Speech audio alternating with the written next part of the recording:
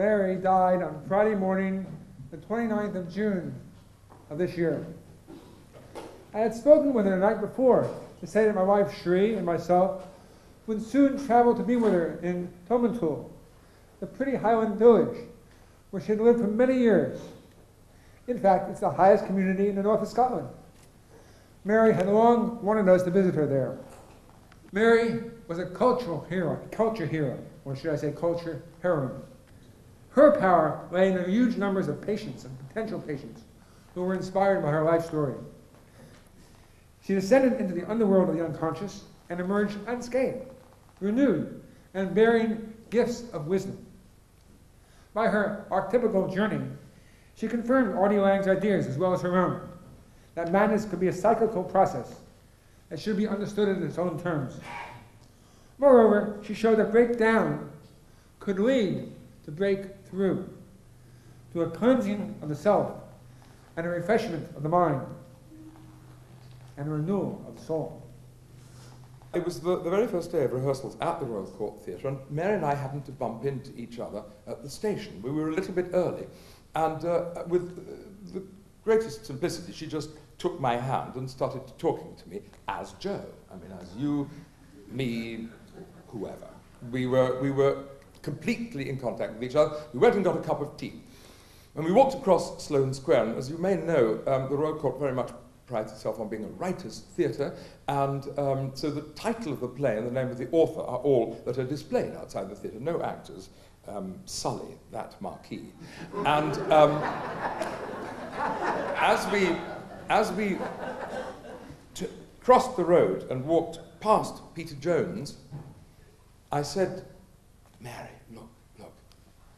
And she turned round, and there was the Royal Court across Sloane Square in front of her, and the words in huge neon letters, "Mary Barnes," by David Edgar.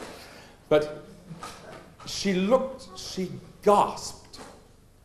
And bearing in mind what others have said tonight, an expression came into her face that I now understand better.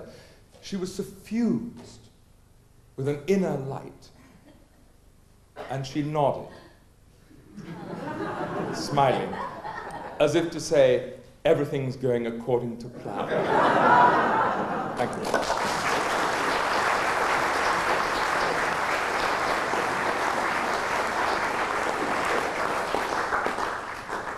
And I like to think that Mary's intense spirituality, intense religiosity, touched me deeply.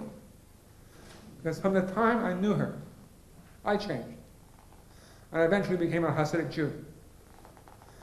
And I'm very touched by her experience in a way which goes beyond Jew, Catholic, to right the central core, to one's relationship with God.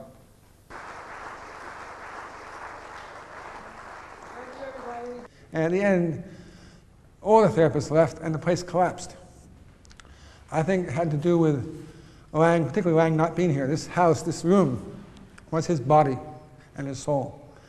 And I think once people felt he had gone, he went off to India and Sri Lanka, then they just tore the place apart.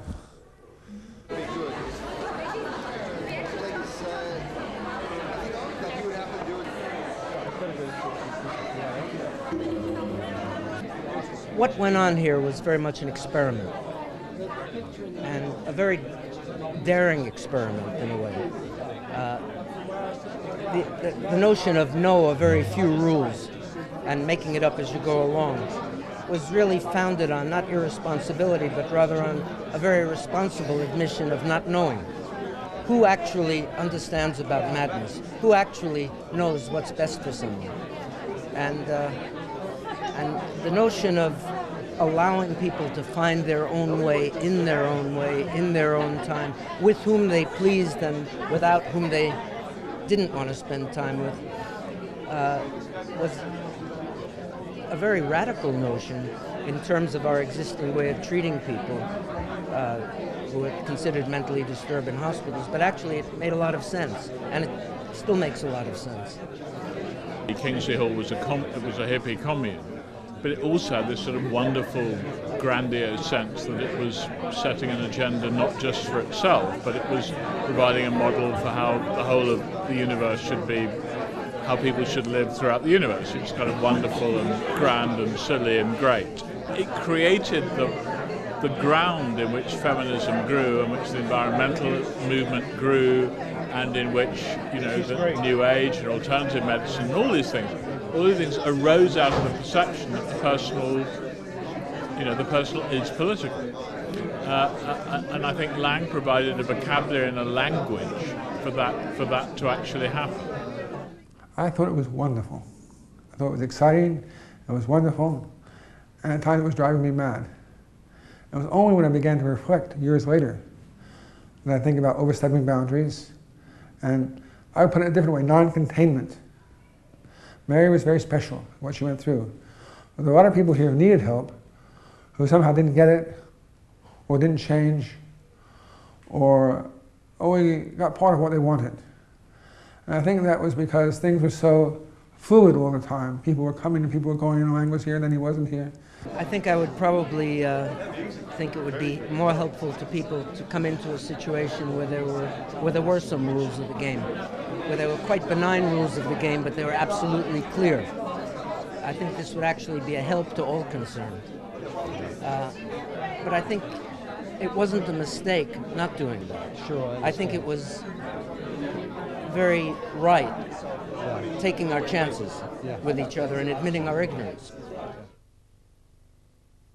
We're brought together by something, and we can't work out exactly what it is. That's why we call it family, because they're really, I don't feel like there's a great deal of choice, actually. You know? Yeah, we find ourselves together, and somehow some kind of need. I mean, one of the questions I wanted to ask was whether you experienced the same sense of urgency that we're experiencing, the urgency to change and for things to move on. Some of us oldies indeed sense a great urgency.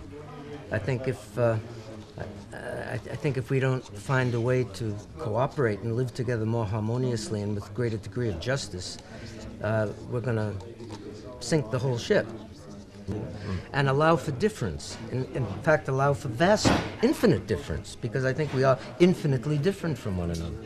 The urgency, I feel, requires both starting with oneself, but not aiming at oneself, so that I think starting with oneself, but absolutely being attuned to the suffering all around one. And I think what's happening now in the party scene and also in the scenes that are out there in the streets, reclaiming the streets and travelling and making a nuisance of themselves at the World Trade Organization or wherever, I think a lot of us are also discovering very, very tentatively that we're seeking for the deeply spiritual, but we don't want to use that word.